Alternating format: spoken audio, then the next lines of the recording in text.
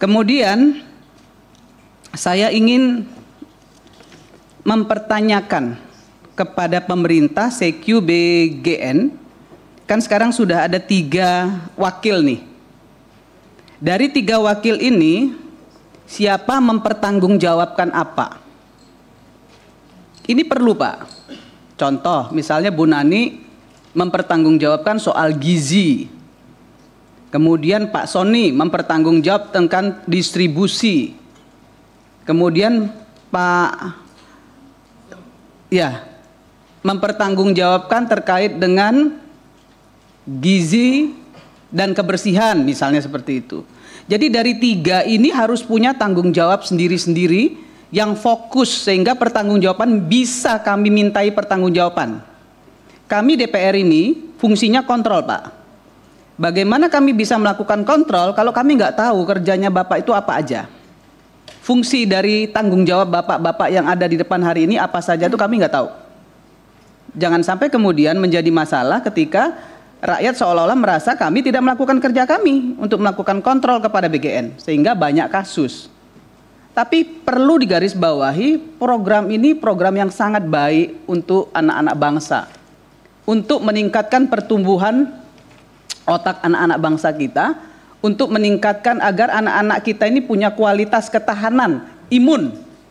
Kan dengan gizi yang bagus tentu imunnya meningkat. Kalau imunnya meningkat, pasti harusnya daya tahan tubuhnya jauh lebih bagus. Bukan cuma sekedar otaknya yang berkembang, ya, kemudian karena dengan nilai gizi yang bagus, tapi imunitasnya juga harusnya naik, Pak Menteri Kesehatan. Kan seperti itu. Ya, kalau gizinya terukur, kemudian sesuai dengan standar, jadi anak-anak yang makan ini imunnya pasti akan lebih tinggi dari anak-anak yang nilai gizinya rendah.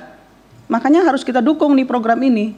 Tapi dengan kejadian-kejadian ini, saya selalu mengatakan di semua media bahwa BGN harus melakukan evaluasi secara menyeluruh. Kemudian saya ingin menyampaikan, fungsi BKKBN itu distribusi ke PAUD ibu hamil. Itu harus ditegaskan dalam kontrak kerja bersama BGN. Kan kita selama ini nggak tahu nih, yang mendistribusikan ke PAUD dan ibu hamil itu apakah SPPG yang sama dengan yang mengantar ke anak-anak sekolah.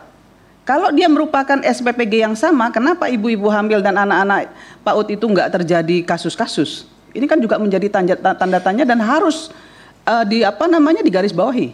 Kalau dia merupakan SPPG yang sama, kenapa mereka nggak ada kasus? Kenapa di sekolah-sekolah ada kasus? Harus dilakukan investigasi yang benar nih menurut saya. Kemudian fungsi Kemenkes itu harus tahu betul terkait dengan nilai gizi, sanitasi yang memadai, yang bersih, yang berkualitas, juga dengan standar higienis yang jelas. Tadi BGN mengatakan akan membuat lembaga sertifikasi lembaga independen. Saya setuju, tapi isinya bukan orang BGN, tapi isinya harus orang BP POM, orang Kemenkes, dan orang BKKBN. 3 institusi itu masuk dalam situ. Sehingga mereka lah yang mengeluarkan sertifikasi itu. Nanti yang mengawasi adalah dinas-dinas kesehatan di daerah.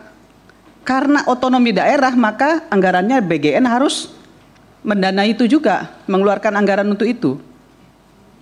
Jadi BP POM, Kementerian Kesehatan dan dengan BKKBN ini harus mendapatkan anggaran yang cukup juga dari BGN. Karena otonomi daerah ini mereka nggak punya dana, Pak. Ya, jadi itu harus jelas. Nah, kemudian dapur-dapur ini harus dilakukan evaluasi, kemudian kontrol secara berkala, baik oleh Kemenkes, baik oleh BP POM dan juga BKKBN. 3 institusi ini benar-benar harus backup BGN. Enggak cuma backup, tapi anggaran juga harus dibagi, Pak. Ya, supaya jelas nanti pertanggungjawabannya.